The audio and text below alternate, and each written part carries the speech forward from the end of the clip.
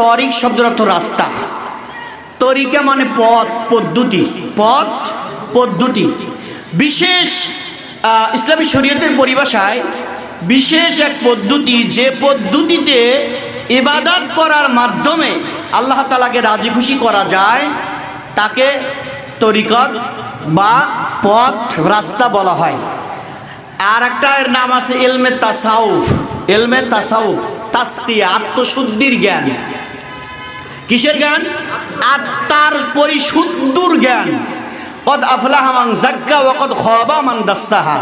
আল্লাহ বলছেন যে যার আত্মাকে পরিশুদ্ধ করলো সে জান্নাতি। এই আত্মা পরিশুদ্ধর জ্ঞানকে বলা হয় ইলমুত তাসকিয়া। এই ইলমুত তাসকিয়া আপনাদের আমি বলে দিচ্ছি, মাদ্রাসা বর্তমান সরকারি সিলেবাসভুক্ত মাদ্রাসা যেটা এমপিওভুক্ত, দাখিল, আলিম, ফাজিল, কামিল মাদ্রাসা, এই মাদ্রাসার নবম শ্রেণীর অষ্টম শ্রেণীর বইতে দেখবেন ইলমুত তাসকিয়া বা ইলমুত তাসাউফ নামে একটা চ্যাপ্টার আছে।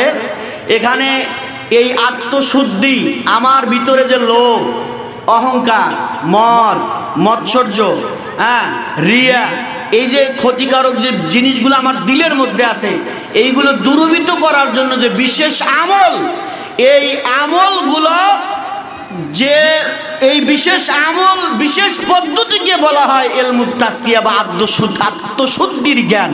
এটা অর্জন করা প্রতিটা মুসলমান নারী পুরুষের উপরে ফরজ। অর্জন করা কি? কিতাবে ওখানে লিখছে। আপনাদের এলাকায় যদি দাখিল মাদ্রাসা থাকে, নবম শ্রেণীর বইতে ফেকার কয়েক পৃষ্ঠার মধ্যে গিয়ে দেখবেন। আমি পড়াই নবম শ্রেণীতে, আমি ফেকা পড়াই। আর দশম শ্রেণীতে আপনার মিশকাত পড়াই, আর সূরা বাকারা, সূরা ইমরানের তাফসীর পড়াই। তো আলহামদুলিল্লাহ, এখন এই ইলমুত তাসাউফ, ইলমুত তাসকিয়ার যে পথ, এই পথকে তরিকা বলা হয়।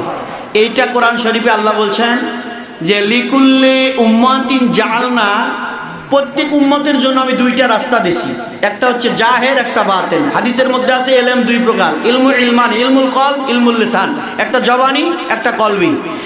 এই ইলমুত তাসকিয়া, এই ইলমে তাসাউফ শিক্ষা করার জন্য হযরতে আপনার মুসা আলাইহিস সালাম খিজর আলাইহিস সালামের খেদমতে থাকা লাগছে। আল্লাহ রাব্বুল আলামিন মুসা আলাইহিস সালামকে বললেন যে তোমার চেয়ে জ্ঞানী একজন আছে। কে? বলে খিজর আলাইহিস সালাম। কই পাবো? বলে কই মাছ ভাজিয়ে নিয়ে রওনা দাও, মাছ তাজা হয়ে যেখানে পানির মধ্যে নামবে ওখানে, ইতিহাস আপনারা জানেন, আমি বলবো না। উনি গেলেন, তো যায়া ওনার পিছু নিলেন, বলে আমার সাথে থাকতে পারবে না? বলে পারবো। তো রওনা দিছে, যাইতে এক নৌকায় পারি হলো, পারি হওয়ার পরে ওই নৌকা পাড়া দিয়ে তলা ভাঙিয়ে দিয়ে চলে গেল। কোরআন শরীফের তাফসীরের মধ্যে, কোরআন শরীফের মধ্যে সরাসরি আল্লাহ বলছে। মারহাবা বলেন। তো মুসা নবী কয়, হুজুর কামটা ভালো করলেন না, যে নৌকায় পার হইলেন ওই নৌকারই তলা ভাঙিয়ে দিলেন। বলে এই তো আমি তো বলছি আমার সাথে থাকলে প্রশ্ন করা যাবে না। কিছু দূরে যাওয়ার পরে একটা মানে ইতিম ছেলে, এই ছেলের ওয়াল ধাক্কা দিয়ে ভাঙিয়ে ফেলা দিল। তো আবার বলে হুজুর কামটা করলেন, কে ছেলে তো ওয়াল দিতে পারবে না। ওই তো বলছি আমাকে প্রশ্ন করা যাবে না। কিছু দূরে যাওয়ার পরে একটা ছেলেকে উনি মেরে ফেললেন, গলা কেটে ফেলেন। কথা বুঝতে পেরেছেন? যে জায়গায় মাহিত্য আছে ইলমে তাসাউফ।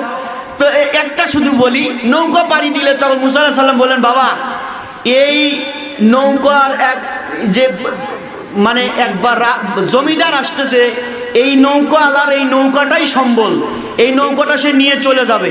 একটা তক্তা ভাঙিয়ে দিলাম, এই নৌকাটা সে পরে মেরামত করে চালাইতে পারবে, একবারে নিয়ে নিলে তো নৌকা ধরেই চলে যেত। তো ওই জমিদার যে আসতেছে উনি দেখলেন কোন চোখ দিয়ে? এই চোখ না, তার দিলের চোখ দিয়ে দেখছে। এই জন্য ইলমে তাসকিয়া, ইলমে তাসাউফ অর্জন করার জন্য মুসা আলাইহিস সালামের ও খিজর আলাইহিস সালামের পিছনে ঘোরা লাগছে বাবা। এই জন্য ইলমে তাসাউফ। আর সিলেটে যখন হযরত বাবা শাহজালাল আসলেন, উনি কয়শো লোক নিয়ে যুদ্ধ করছিলেন। ওনারা তো আসছিলেন মাত্র কয়েকজন, তার মধ্যে ওনার ভাইগনা শাহপরান রহমতুল্লাহ, শাহজালাল রহমতুল্লাহ, রাজা গৌর গোবিন্দর সাথে যুদ্ধ হইল। আমাদের মতো মিসাইল লাগে নাই, ক্ষেপণাস্ত্র লাগে নাই। ওনারা কি নিয়ে আসছিল? দুইজন আইসা হাজার হাজার বিধর্মীকে মুসলমান বানায় দিল। রাজশাহী শাহ মখদুম রূপস রহমাতুল্লাহ আলাইহি, উনি কুমিরের পিঠে চড়ে আসলো।